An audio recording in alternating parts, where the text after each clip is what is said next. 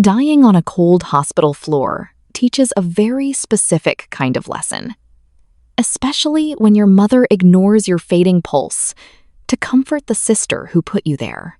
Unconditional family love is just a scam designed to keep you trapped. Most people never get a second chance to unlearn it. Rebirth isn't a miracle. It's a brutal eviction notice served to the parasites who used my life as a footstool. Welcome to the exact moment my obedience died and my revenge began. The first thing that hit me was the smell. It wasn't the sterile bleach stench of the ICU. It wasn't the smell of my own failing organs or the metallic tang of blood pooling in the back of my throat. It was sandalwood. Expensive sandalwood mixed with the sharp aroma of 20-year-old scotch. My lungs pulled in a breath. It didn't rattle. It didn't burn. The air flowed smooth and deep, filling a chest that just seconds ago had been crushed under the weight of a collapsed lung. I blinked against the sudden harsh glare of a brass desk lamp. The mahogany wood of my father's study swam into focus. "Don't stand there gaping like a fish, Claire. It's unflattering." Richard's voice. My father. It lacked the usual distant indifference. Today, it was laced with tight, impatient irritation. He was sitting behind his massive desk, hands steepled, the gold Rolex catching the lamplight. To his right stood Margaret. My mother wore her pearls like armor, her lips pressed into a thin, bloodless line, and hovering just behind her shoulder, dabbing at perfectly dry eyes with a monogrammed tissue, was Olivia. My sister, the golden child, the parasite. A violent shiver racked my body. The memory of my death was still screaming in my nerves. In the previous timeline, the timeline that ended 5 minutes ago for me but years in the future for them, Olivia had drunkenly run her sports car into a pedestrian. She had come to me sobbing, begging. Richard and Margaret had demanded I take the fall. "You're tough, Claire. You'll survive a few years in a minimum security facility. Olivia is too delicate. She'd die in there. We'll owe you. We'll love you." I had believed them. I went to prison. Olivia went to a wellness retreat in Bali. I got a shiv in the ribs over a misunderstood glance in the yard. They didn't even claim my body. But I wasn't in prison. I wasn't bleeding out. I was 22 again. I looked down. On the desk, precisely aligned with the edge of the leather blotter, lay 2 stacks of paper. Beside them rested a heavy gold-plated Parker pen. "I don't have all day, Claire," Richard snapped, tapping his watch. "The board meeting is at 3. The puzzle pieces of my fractured memory snapped together. I knew exactly what day this was. It was the day of the ultimatum. Olivia had racked up $500,000 in debt to an underground gambling syndicate. She had used my fledgling software company, Titan Logic, as collateral by forging my signature. When the syndicate threatened to break her kneecaps, Richard and Margaret summoned me. "Remind me," I said. My voice sounded strange, too calm, too steady. "What exactly am I looking at?" Margaret sighed, an exaggerated exhalation of pure martyrdom. "We've been over this, darling. Olivia made a silly mistake. She trusted the wrong people. The easiest way out of this is for you to sign over the controlling shares of Titan Logic to your father. He'll liquidate the assets, pay off those awful men, and keep your sister safe." "Liquidate my company?" I repeated. "The company I built from the ground up in my dorm room to pay for her gambling debts. It's just code, Claire." Olivia whimpered from behind our mother. "You can write more code. They're going to hurt me.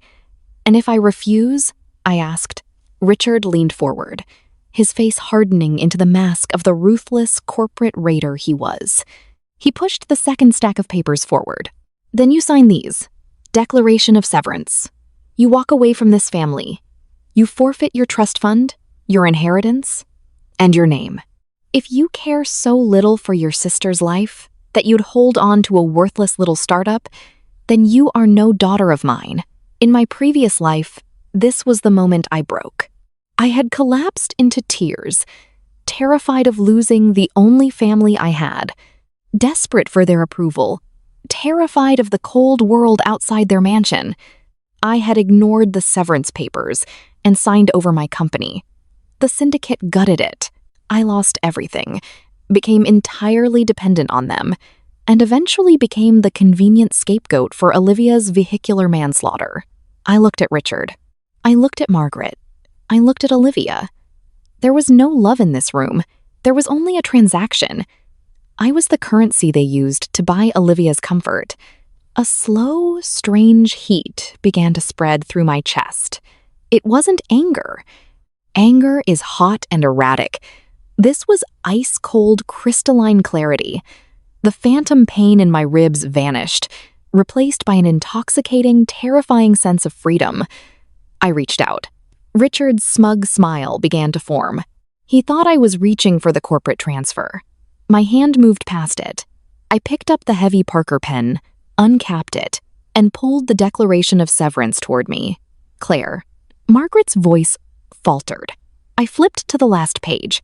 The legal jargon blurred, but the signature line was stark and clear. I pressed the nib to the paper. The scratching sound was loud in the sudden, suffocating silence of the study. Claire Ashford. Wait, no. Just Claire. I signed it. I didn't hesitate. I initialed the second page. I initialed the third. I flipped to the notary section, ensuring every single line that severed my legal and financial ties to Richard and Margaret was inked in bold, unapologetic blue. What are you doing? Richard barked, standing up. His chair scraped violently against the hardwood floor. Taking out the trash, I said mildly. I capped the pen and placed it gently on top of the executed documents. I slid the stack across the mahogany desk until it bumped against Richard's knuckles. You're making a colossal mistake, Richard hissed, his face flushing a deep, dangerous purple. If you walk out that door, you get nothing, not a dime. Your credit cards will be shut off before you hit the driveway. Do it now, I said. Margaret stepped forward, her composure cracking. Claire, stop this tantrum. This isn't funny. Your sister's life is in danger. Then I suggest Richard start selling off his vintage cars, I replied, turning my back on them. Or maybe Olivia can pawn her jewelry? Not my debt, not my problem. Claire, Olivia shrieked. It wasn't a sad sound. It was the shrill, furious screech of a spoiled child being denied a toy. You can't do this. You owe me. You're my sister. I paused at the heavy oak doors of the study. I didn't turn around. I didn't need to see their faces. I had spent a lifetime studying their micro-expressions, tailoring my behavior to avoid their wrath. I was done looking at them. I don't have a sister, I said quietly. The words tasted like honey. I opened the door and walked out. Packing took exactly 14 minutes. The walk-in closet in my bedroom was massive, filled with designer dresses Margaret had bought to parade me around at galas, and expensive shoes Richard had gifted me when he needed a tax write-off. I left all of it. I didn't touch the diamond earrings on the vanity or the cashmere coats. I pulled out a faded canvas duffel bag. I packed my college hoodies, 3 pairs of jeans, my running shoes and socks. I grabbed my toothbrush, a stick of deodorant, and most importantly, my heavily encrypted laptop. I had exactly $4,200 in a hidden checking account I had opened under a shell corporation. They didn't know about it. It was my emergency fund, built from freelance coding gigs I did at night. It wasn't a fortune, but it was enough to keep me from sleeping on the pavement. When I walked out the front doors of the mansion, the sky broke open. A torrential downpour washed over the manicured lawns. The cold rain hit my face like tiny needles. I didn't pull up my hood.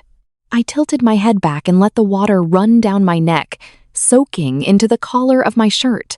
It felt real. It felt like a baptism. I was alive. The bus ride to the industrial edge of the city took 2 hours.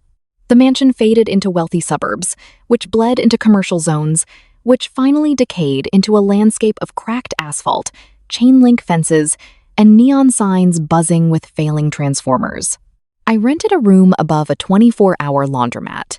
It cost $800 a month, paid in cash. The walls were painted a depressing shade of institutional green. The mattress sagged in the middle like a dead horse, and the air constantly smelled of cheap detergent and stale grease from the alleyway diner.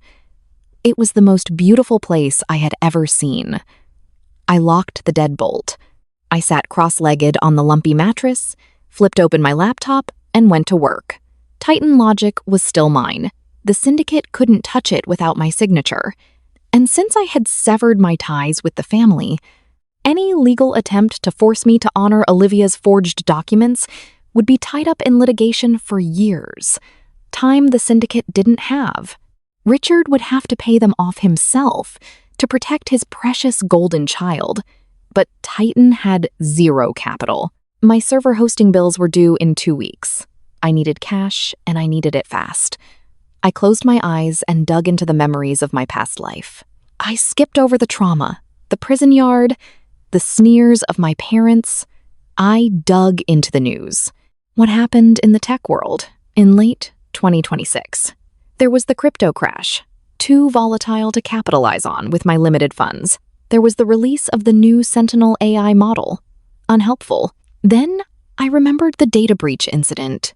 In exactly 18 days, SecureNet, the largest cybersecurity provider for federal banks, was going to experience a catastrophic zero-day exploit. A flaw in their packet routing logic was going to be exposed by a Russian hacking group, resulting in billions of dollars in temporary losses and a massive stock plunge. In my past life, it took SecureNet's engineers a month to patch the vulnerability. I opened a blank terminal window. The cursor blinked, a tiny pulsing heartbeat of green light in the dim room. I knew the flaw. I remembered reading the post-mortem analysis during my time in the prison library. More importantly, I knew the math behind the patch. For the next 2 weeks, I barely slept. I lived on instant ramen, cooked in a rusted kettle, and black coffee that tasted like battery acid. The neon sign from the laundromat flashed through my uncurtained window, casting rhythmic strobing shadows over my keyboard. My back ached. My eyes burned with a constant sandy grit. But I was smiling. Every line of code I wrote was a brick in a fortress they could never tear down. There was no Margaret knocking on my door to criticize my posture. There was no Richard demanding I attend a dinner with investors I hated. There was no Olivia crying about a scratched bumper. There was only the terminal, the pure, unbiased logic of the machine. It didn't care who my father was. It only cared if the syntax was correct. On day 16, my fingers cramped, locking up completely. I massaged them until the blood flowed back. I ran the final compiler. 0 errors. The patch was complete. It was an elegant, lightweight algorithm that not only fixed the SecureNet routing flaw, but optimized their data transfer speed by nearly 14%. Now I just had to wait. 2 days later, the world caught fire. I watched it happen on a tiny cracked television I had bought from a pawn shop for $20. The news anchors were sweating. Wall Street was bleeding red. SecureNet stock was in freefall as banks reported massive server lockouts. The zero-day exploit was tearing through the financial sector exactly as it had in my past life. I opened my laptop. I drafted an email to Marcus Hayes, the Chief Technology Officer of SecureNet. I didn't use my real name. I sent it through a heavily spoofed IP under the banner of Titan Logic. I attached a heavily encrypted demo of the patch, locked behind a self-destructing timer. Subject: the bleeding stops here. Body: I have the patch for your routing vulnerability. It works. It optimizes. You have 24 hours to verify the demo executable. If you want the source code, my price is $4.5 million paid to the attached offshore escrow account, plus a 2% perpetual licensing fee for the optimization framework. Do not try to trace this. Do not negotiate. TikTok, Marcus. I hit send. I closed the laptop. I laid back on the lumpy mattress and stared at the water stains on the ceiling. 6 hours later, my encrypted phone buzzed. An email notification from M. Hayes at securenet.com to Titan Logic. We agree to your terms. Escrow is funded. Send the key. I let out a breath I didn't know I was holding. The tension broke, washing over me in a wave of pure, unadulterated exhaustion. I transferred the decryption key, watched the escrow clear into my corporate account, and finally closed my eyes. I was rich. I was independent. I was untouchable. 6 months passed. The $4.5 million was just the seed. The 2% licensing fee from SecureNet turned out to be a golden goose, generating a quiet, steady stream of massive revenue. Titan Logic expanded from a rusted laptop in a damp room to a sleek, minimalist office in the financial district. I hired a small, viciously competent team of developers. I bought out my server hosts. I also upgraded my armor. I stood in front of the floor-to-ceiling mirror in my penthouse apartment. The woman looking back at me was a stranger to the scared girl who had died on a hospital floor. She wore a tailored charcoal gray pantsuit cut from Italian wool. Her hair, once kept long and styled to Margaret's demanding tastes, was chopped into a sharp, asymmetrical bob. There was no fear in her eyes, only cold, hard obsidian. Today was a Tuesday. I had 8 a.m. Coffee meeting with my wealth manager at the Sterling Cafe, an obnoxiously expensive place near the stock exchange. The air outside was crisp, carrying the faint chill of early autumn. I walked the 2 blocks from my office, the city parting around me. Wealth does that. It creates an invisible force field. People don't bump into a $4,000 suit. I arrived at the cafe, claimed a corner booth upholstered in crushed velvet, and ordered a black espresso. I opened my tablet, reviewing the quarterly projections for Titan. The bell above the door chimed. I didn't look up, not until a voice, high, reedy, and vibrating with an irritating frequency, cut through the low hum of the cafe. I don't understand why I can't just use the black card, Mother. The limit on this silver one is basically poverty level. How am I supposed to pay for the Aspen trip? My fingers froze, hovering over the glass screen. Slowly, I raised my eyes. Standing at the pastry counter were Margaret and Olivia. The change in them wasn't catastrophic, but to someone who knew them, it was glaring. Margaret was wearing a trench coat from 2 seasons ago. Her posture was rigid, her jaw clenched tight enough to crack molars. Olivia looked haggard. Her usually flawless blowout was frizzy, and the designer handbag clutched to her chest had a noticeable scuff on the leather. Richard had paid the syndicate. I knew that through the grapevine. But coughing up $500,000 in liquid cash under threat of violence had forced him to liquidate assets at a heavy loss. The rumors in the financial sector suggested his firm was struggling. Without me there to blindly fix their tech infrastructure, they had suffered a massive data breach 3 months ago that cost them heavily in settlements. "Lower your voice, Olivia," Margaret hissed, glancing nervously around the cafe. "Your father is handling the liquidity issues. We just need to tighten our belts for a few weeks." "I am tightening my belt. I didn't buy the Prada boots," Olivia whined. She turned around dramatically, tossing her head. As she did, her gaze swept over the corner booths. Her eyes locked onto mine. For a second, blank confusion washed over her face.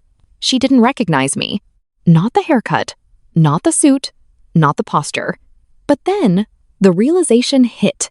Her jaw actually dropped. She elbowed Margaret hard in the ribs. "Mother, look!" Margaret followed her daughter's pointing finger. When she saw me, her eyes widened in shock. The last time she saw me, I was walking out into a rainstorm with a duffel bag. She fully expected me to be dead in a ditch, or at the very least waiting tables at a greasy spoon, waiting for the day I would come crawling back to beg for forgiveness. Instead, I was sitting behind a mahogany table, a Patek Philippe watch gleaming on my wrist, looking like the CEO of a Fortune 500 company. Margaret's shock quickly morphed into something else: relief, entitlement. She threw her shoulders back, plastered on a sickeningly sweet smile, and marched toward my booth. Olivia trailed behind her. her eyes darting between my watch and my tablet. "Claire?" Margaret gasped, clasping her hands together as if praying. "Oh, my sweet girl, look at you." We have been worried. Absolutely sick. I didn't stand up. I didn't smile. I took a slow, deliberate sip of my espresso. It was perfectly bitter. "Have you?" I asked, my voice flat, devoid of any inflection. Margaret slid into the booth across from me without being invited. Olivia hovered awkwardly at the edge of the table. "Of course we have," Margaret said, leaning forward, trying to project maternal warmth. "Richard was so furious when you left. But you know how your father is. He's a proud man. He just didn't know how to apologize. We've had private investigators looking for you for months. A lie. If they had hired a PI, they would have found me the second Titan hit the public registry under my new commercial lease. They hadn't looked because they didn't care. They were only talking to me now because I looked like I had money. Is that so?" I murmured, setting the cup down. "Yes. And seeing you now? Oh, Claire, you look wonderful. You clearly found your footing. We are so proud of you." Margaret reached across the table, attempting to place her hand over mine. I pulled my hand back, letting her fingers hit the cold marble tabletop. Her smile twitched, but she forced it to stay. "I know you're angry, darling, but family is family. We forgive you for your little rebellion.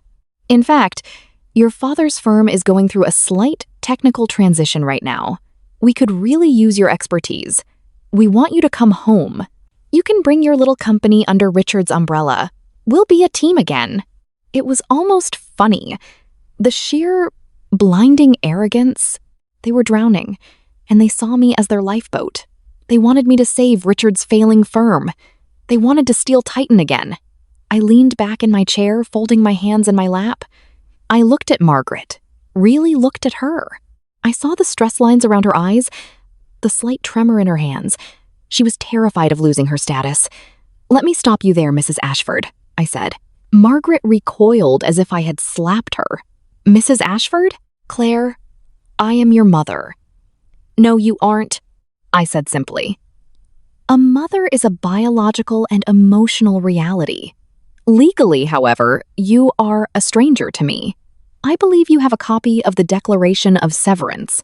I have mine framed in my office. Claire, that was just a scare tactic.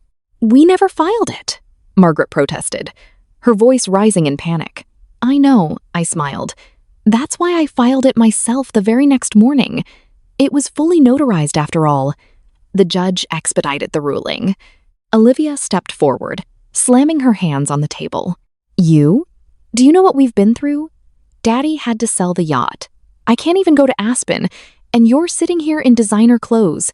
You need to give us that money." I looked at Olivia, the sister I had died for. "Give you money?" I tilted my head. "Why would I do that? You have a silver card, Olivia. Try not to buy the Prada boots." "Claire, please," Margaret said, her facade finally shattering. Genuine desperation leaked into her eyes. Richard is facing bankruptcy. The syndicate, they took so much. And the data breach. We are losing clients every day. We need your help. They were begging. Exactly as the universe intended, the scales were finally balancing. "You don't need my help," I said softly, leaning forward so they could see the absolute zero in my eyes. "You need a scapegoat. You need a human shield. You used me up in my last life, and I am not letting you do it in this one." "Your last life? What are you talking about?" Margaret whispered, looking at me as if I had lost my mind. "It doesn't matter," I said, closing my tablet and standing up. I towered over Margaret, looking down at the crown of her outdated coat. "What matters is this. I don't know you. I don't care about you. If Richard goes bankrupt, I will buy his firm for pennies on the dollar and fire him. If Olivia gets her legs broken by bookies, I will send a very polite floral arrangement to the hospital. Do not approach me again. Do not email me. If you do, I will unleash corporate lawyers that will drain the last few dollars out of your pathetic accounts." I threw a $50 bill on the table to cover the espresso. Keep the change, Margaret. It looks like you need it.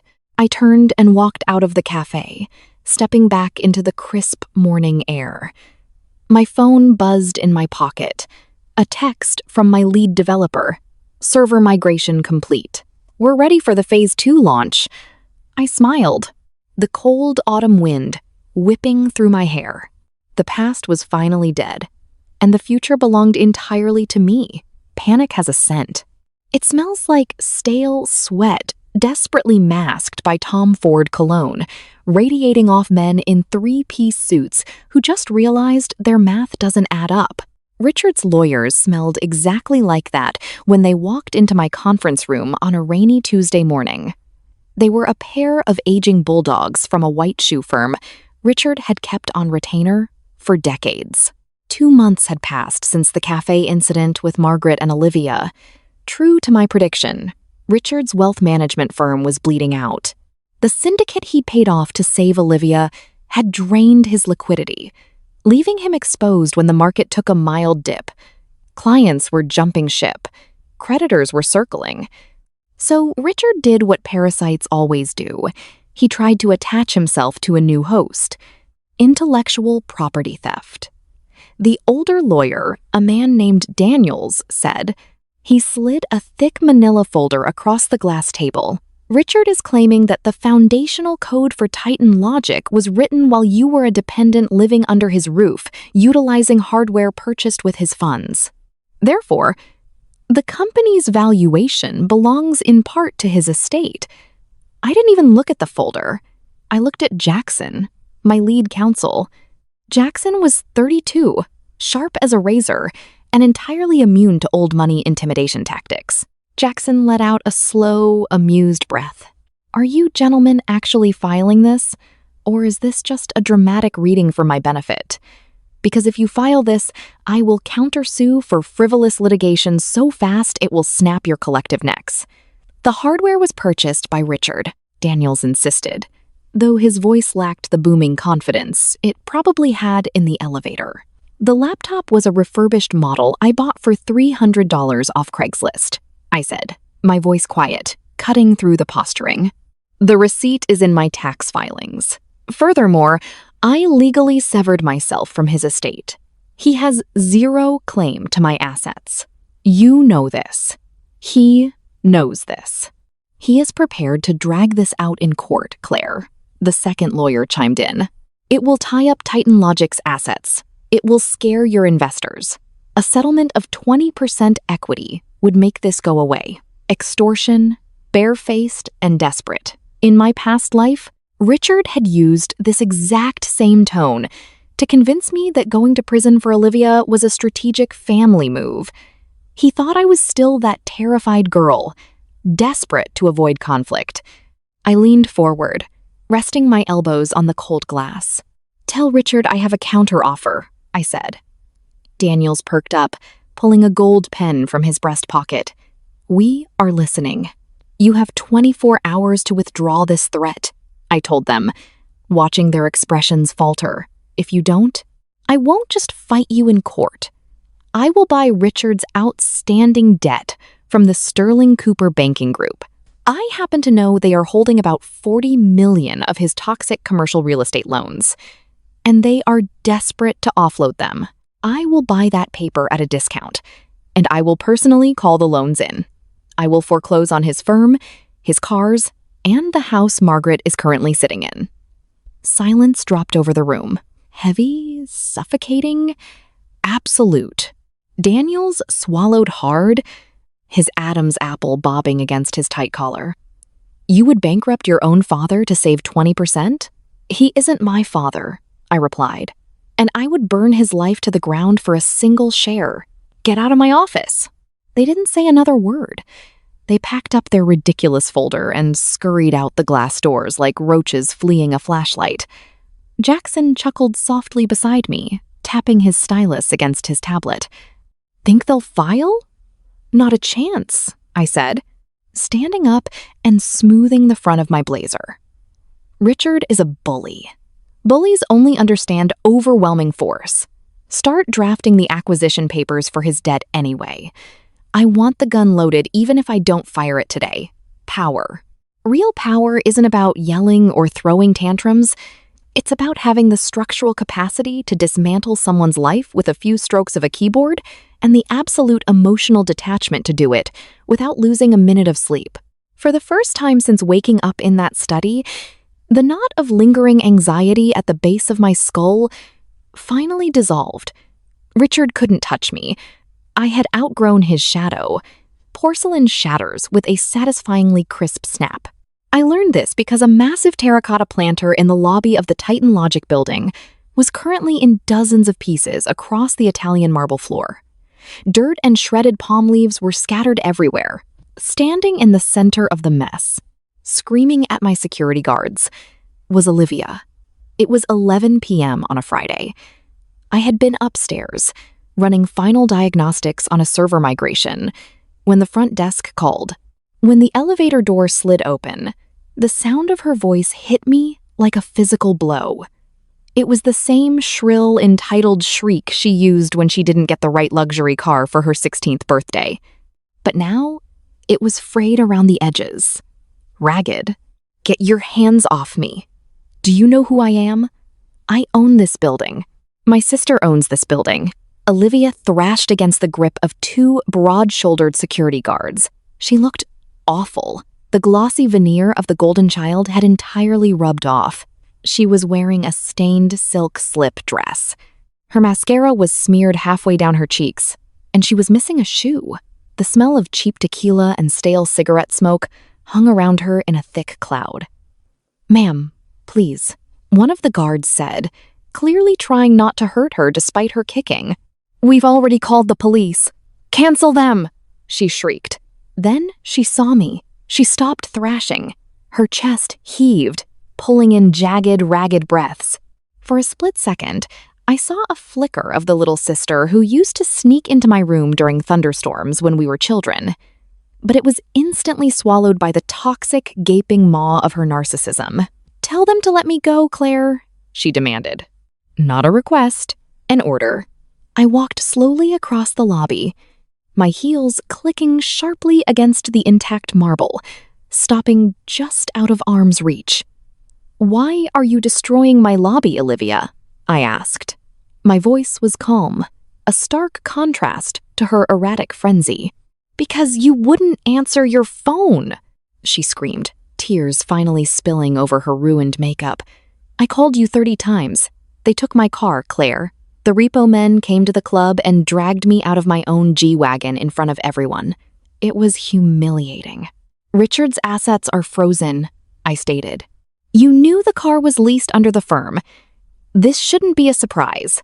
I don't care about the firm." She lunged forward, but the guards held her back. "I need cash. You have millions. I saw the Forbes article. Just give me 50 grand. "It's nothing to you. It's pocket change." I stared at her. In the previous timeline, this was the exact state she was in when she came to me after running over that pedestrian. Drunk, hysterical, demanding I fix her mess. I had looked at her then and felt a crushing wave of protective love. I had ruined my life to save hers. Now I looked at her and felt absolutely nothing. Just a mild annoyance at the mess she was making on my floor. "I don't carry cash," I said. "Write me a check. Transfer it." She was hyperventilating now, the alcohol fueling her panic. "Mom is losing her mind. Dad is drinking all day. It's a nightmare in that house. Claire, you have to help us. We're family." "We were never a family, Olivia," I said softly, the truth of the words ringing clear in the empty lobby. "You were the pet. I was the wallet. Now the wallet is gone, and the pet doesn't know how to feed itself." Her face twisted into a mask of pure, ugly hatred. "You arrogant. You think you're better than us? You're nothing. You're just the freak who sat in her room coding while I actually lived a life. You owe me. For what?" I asked genuinely. "For ignoring me? For mocking me? For letting Richard use me as collateral for your gambling debts?" Red and blue lights flashed through the floor-to-ceiling glass windows of the lobby. The police had arrived. Panic seized her features. The anger evaporated, replaced instantly by the manipulative terror she had perfected over 20 years. "No, Claire, please don't let them take me. I have a record. The gambling thing. I'm on probation. If I get arrested, they'll put me in jail. Please, I'm your sister." 2 officers walked through the revolving doors, their boots crunching on the shattered terracotta. They assessed the scene immediately, zeroing in on Olivia. "Is this the trespasser?" The lead officer asked my security guard. "Yes, officer," I answered before the guard could speak. She broke into the building, destroyed company property, and assaulted my security staff. Olivia stared at me, her eyes wide with a horrific realization. She suddenly understood that the invisible safety net she had danced on her entire life was completely gone. "Claire," she whispered. It was the first time I had ever heard her voice completely stripped of entitlement. It was just raw, naked fear. "Take her away," I told the officers. I didn't watch as they cuffed her. I didn't listen to her sobbing as they read her rights and dragged her out the doors. I turned my back, walked to the front desk, and calmly asked the night manager to call a cleaning crew for the dirt. Consequences were a bitter pill, but she was finally going to swallow them. Gavel strikes sound remarkably like coffin nails if you listen closely enough. The bankruptcy auction for Ashford Capital was held in a sterile, windowless room in the basement of the county courthouse. It smelled of floor wax and failure. I sat in the very back row. I wore a tailored black trench coat, entirely appropriate for a funeral. Richard sat at the front defense table.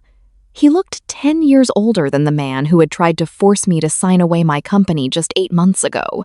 His hair, usually a perfectly dyed silver mane, was thinning and unkempt. The bespoke suit hung loosely on his shoulders. He had lost weight. He had lost his firm. He had lost his power. The auction was quick and brutal. The liquidator read through the lots in a monotone drone. The corporate accounts? The commercial real estate holdings? The intellectual property? My holding company bought it all. I didn't bid personally. I had a proxy sitting 3 rows ahead of me, doing the heavy lifting, raising a numbered paddle to systematically outbid every vulture circling Richard's remains. I bought his firm for 12 cents on the dollar. When the gavel fell for the final time, Richard stood up. He looked around the room, dazed, trying to find the face of the billionaire who had just swallowed his legacy whole. His eyes scanned past the proxy and landed on me. He froze. The blood drained entirely from his face, leaving him looking like a wax figure melting under harsh lights. I stood up, buttoned my coat, and walked down the center aisle. The remaining lawyers and creditors filtered out of the room, leaving just me and the man who used to call himself my father. "You," he croaked, his voice cracking like dry wood. "It was you." "Hello, Richard," I said, stopping a few feet from his table. "I told your lawyers I was going to buy your debt. I decided to wait for the clearance sale instead. It was much more cost-effective." He gripped the edge of the table, his knuckles turning white. A mixture of rage, humiliation, and deep, profound confusion warred on his face. "Why?" he whispered. "You have your millions. You have your company. Why come back and do this? Just for spite?" "Spite is an emotional reaction," I told him, looking at the man who had ordered me to go to a concrete cell for a crime I didn't commit. This wasn't spite. This was an audit.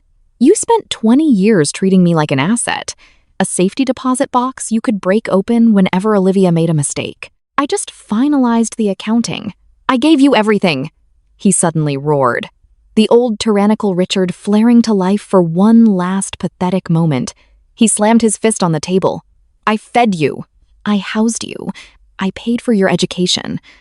You owe your entire existence to me. You paid for a prop," I corrected him smoothly. "You paid for a quiet, obedient daughter to make your family photos look good. But the second I wasn't useful, you handed me a pen and told me to sign away my life. You built this bed, Richard. I just bought the mattress," he sagged, the anger leaving him as quickly as it came. leaving behind a hollow, defeated old man. He looked down at the floor. "Olivia is in county lockup," he muttered, his voice trembling. "Margaret is living in a rented condo. I don't have anything left, Claire. They took the house, they took the cars. This firm was all I had." He looked up at me. His eyes were wet. It was the ultimate manipulation, the tears of a tyrant. "Please," he said, the word choking him on the way out. "You own Ashford now. You need someone to run the traditional assets division. I know the clients. I know the system. Let me work for you. Let me earn it back." I looked at him. I really looked at him. I searched the depths of my own chest, waiting for the familiar pang of guilt, the ingrained childhood desperate need to please him. The silence stretched. The courthouse air conditioning hummed. There was nothing. The well was completely dry. I reached into my pocket and pulled out a single sheet of paper. It was a copy of the Declaration of Severance. I placed it gently on the table in front of him. "I don't hire liabilities," I said calmly. "And I don't do business with strangers." I turned my back on him. I didn't wait for his reaction. I didn't need to hear him cry or scream or beg. His pain held no currency in my world anymore. I walked out of the sterile courtroom, pushed through the heavy wooden doors of the courthouse, and stepped out into the bright, blinding afternoon sun. The city was loud, chaotic, and moving at 1,000 miles an hour. I pulled my phone from my pocket and dialed my assistant. "Cancel the rest of my meetings today." I instructed as a black town car pulled up to the curb to meet me. "Of course. Is everything all right?" she asked. I looked back at the courthouse one last time. The heavy stone pillars looked like a tomb. I smiled, feeling the warmth of the sun on my face. "Everything is perfect," I said. "I'm just going to take the afternoon off. I think I'd like to go for a drive." Charity galas are a fascinating exercise in collective hypocrisy. A room full of billionaires wearing outfits that cost more than a teacher's annual salary, drinking vintage champagne, and patting themselves on the back for donating a fraction of a percent of their net worth to a cause they will forget about by breakfast. I hated them. But as the CEO of Titan Logic, my attendance was occasionally mandatory. Tonight, I was funding a new STEM initiative for at-risk youth. I had just finished handing over a ceremonial oversized check and was standing on the terrace of the museum, letting the cool night air pull the heat of the ballroom off my skin. The city stretched out below, a grid of electric gold and shadow. "I always loved you," in emerald green. The voice was soft, fragile, and utterly out of place. I turned around. Standing near a towering marble column, half hidden in the shadows, was Margaret. She looked small. The aggressive, pearl-wearing matriarch from the mahogany study was gone. In her place was an aging woman in a black dress that was just slightly out of season, holding a small, worn leather box in her trembling hands. The security detail at the front door must have assumed she was lost. She certainly looked it. "How did you get in here, Margaret?" I asked, keeping my voice level. I didn't reach for my phone to call security. She wasn't a threat. She was a ghost. "I told the girls at the desk I was your mother," she said, offering a weak, wavering smile. "They didn't check the guest list. People still remember the family name. They still respect it. They respect the endowment you used to have," I corrected her. "Now you're trespassing." She flinched, but she didn't retreat. Instead, she took a step closer, holding out the leather box like an offering. "I found this," she said, her voice dropping to a theatrical whisper. "When the bank foreclosed on the house, they gave us 2 hours to pack our personal belongings. I left my jewelry. I left Richard's watches. But I made sure to grab this." She flipped the lid open. Inside, resting on faded velvet, was a silver charm bracelet. It was tarnished. The little metal figures a computer mouse, a book, a star dull and scratched. I stared at it. I remembered that bracelet. "You bought this for me when I was 12?" I said softly. Margaret's face lit up with a desperate, hungry relief. Yes. Yes, I did. Do you remember? You won the county science fair. You built that little radio out of spare parts. Richard was busy, but I was there. I bought you this to celebrate. I was so proud of you, Claire. I have always been proud of you. Deep down, you know that. She was weaponizing nostalgia. It was a classic abuser's tactic. When the threats fail, when the power is gone, they pivot to manufactured sentimentality. They try to convince you that the nightmare you survived was actually a dream. I looked from the tarnished silver to Margaret's pleading, watery eyes. I remember that day perfectly, I said, my voice dropping to a glacial calm. I won first place. But that's not why you bought the bracelet, Margaret. Her smile faltered. Of course it was. You bought it, I continued, stepping closer until she had to tilt her head up to look at me. Because on the drive home from the fair, you stopped at the country club. You wanted to have drinks with the Miller women. You told me to wait in the car. It was July. The air conditioning was off. Margaret took a short, sharp breath, stepping back. I sat in that roasting car for 3 hours, I said, the memory tasting like hot dust in my mouth. When you finally came out, you were drunk. I was crying. I had thrown up on my dress from the heat stroke. You panicked because you knew Richard would yell at you for ruining the upholstery in the Mercedes. So you dragged me into a cheap gift shop down the street, bought this $15 piece of junk, and told me that if I kept my mouth shut about the car, it was my prize for the science fair. Claire, no, that's not how it happened. You're remembering it wrong. You were just a child. She was shaking her head violently, her hands trembling so badly the charms rattled against each other. I remember exactly how it happened, I said. Just like I remember you and Richard trying to sell me to a prison cell to keep Olivia out of one. Your memories are convenient lies you tell yourself so you can sleep at night. I don't operate on lies. Please. Margaret sobbed, the tears finally spilling over, ruining her carefully applied makeup. Richard is drinking himself to death in a 2-bedroom apartment. Olivia won't even speak to me. I have no one, Claire. I have nothing. I'm your mother. You can't just erase me. I didn't erase you, I told her quietly. I just stopped pretending you existed. There's a difference. I reached out, took the leather box from her shaking hands, and snapped it shut. I didn't give it back. I dropped it into the nearest trash can beside the terrace doors.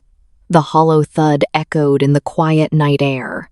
Goodbye, Margaret, I said. I turned my back on her and walked back into the warmth of the ballroom. I didn't look over my shoulder. The music swelled. The champagne glasses clinked. And by the time I reached my table, the encounter was already fading from my mind, as irrelevant as a misspelled word on a deleted document. In the original timeline, the phone call that ended my life came at 2:14 a.m. on a rainy Thursday.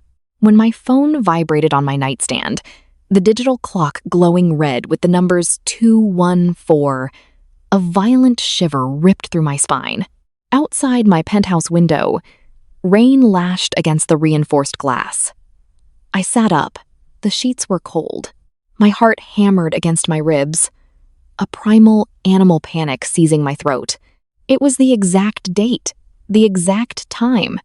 The universe has a cruel, cyclical rhythm, a terrifying tendency to repeat its favorite melodies. I reached for the phone. It was an unknown number. I pressed answer, putting it on speaker, and set it on the mattress. I didn't say a word. This is a collect call from the county correctional facility. Press 1 to accept. The automated voice was flat, metallic, indifferent. I pressed 1. Claire, are you there? Oh my God, please tell me you're there. Olivia. Her voice was raw, shredded by screaming. In the background, I could hear the distinct, chaotic sounds of a police precinct holding area. Heavy metal doors clanging shut. The low, aggressive murmur of exhausted cops. The shouting of drunks in holding cells. I'm here. I said. "Claire, you have to help me. You have to come get me right now." She was hyperventilating, the words tumbling out of her mouth in a wet, panicked rush. I messed up. I messed up so bad. It wasn't my fault. The road was slick, and the guy just came out of nowhere.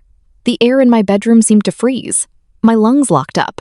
"What did you do, Olivia?" I asked, my voice barely a whisper. "I hit a guy," she shrieked. "I was driving.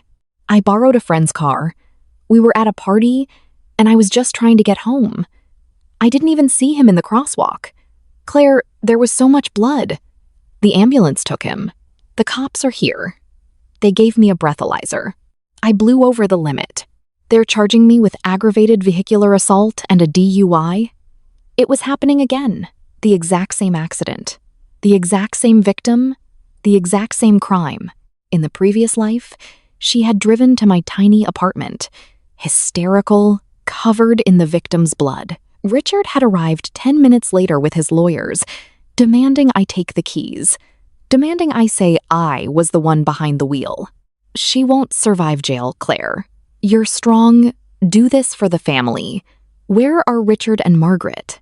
I asked, staring blankly at the dark wall of my bedroom. "Mom isn't answering her phone," Olivia sobbed. And Dad picked up, but he was wasted. He just yelled at me and hung up. "You're the only one I have left. You're my sister. You have all those lawyers. You have money. You can fix this. Just send someone. Tell them to say you were driving or just pay them off. Do something." She actually said it. Even now, after everything, her default instinct was to throw me in front of the train to save her own skin. She wanted me to take the fall. The lingering panic in my chest completely evaporated. The ghost of my past death released its grip on my throat. "Did you hear me, Claire?" Olivia screamed into the receiver. "They're going to put me in prison. I violated my probation. The guard said I'm looking at 5 to 10 years. I can't go to prison. I'll die in there." "I know," I said. My voice was steady, anchored by an absolute, unshakable peace. "The food is terrible. The beds are hard. And if you look at someone the wrong way in the yard, they will put a piece of sharpened metal into your ribs. It hurts more than you can possibly imagine." Silence hung on the line, broken only by Olivia's ragged, confused breathing. "What? What are you talking about?" she whispered. "I'm talking about consequences, Olivia," I said. "You killed a man tonight. Or you severely injured him. You made the choice to drink. You made the choice to drive. And now, you are going to pay the bill. Claire, please? You can't do this to me." The sheer terror in her voice was absolute. The reality of the concrete walls closing in around her was finally breaking through her lifelong delusion of invincibility. "I didn't do anything to you," I replied. "I'm just a woman, sleeping in her bed. I don't know you. You have the wrong number." "Claire, don't hang up." "Claire," I pressed the red button. The screen went dark. The room was silent again, save for the rain beating against the glass. I didn't go back to sleep. I got out of bed, walked into my kitchen, and poured myself a glass of cold water. I stood by the window and watched the city lights blur in the storm. The next morning, I checked the local news on my tablet while drinking my coffee. It was a brief segment on the morning broadcast. A 22-year-old woman with a prior record had struck a pedestrian while driving under the influence.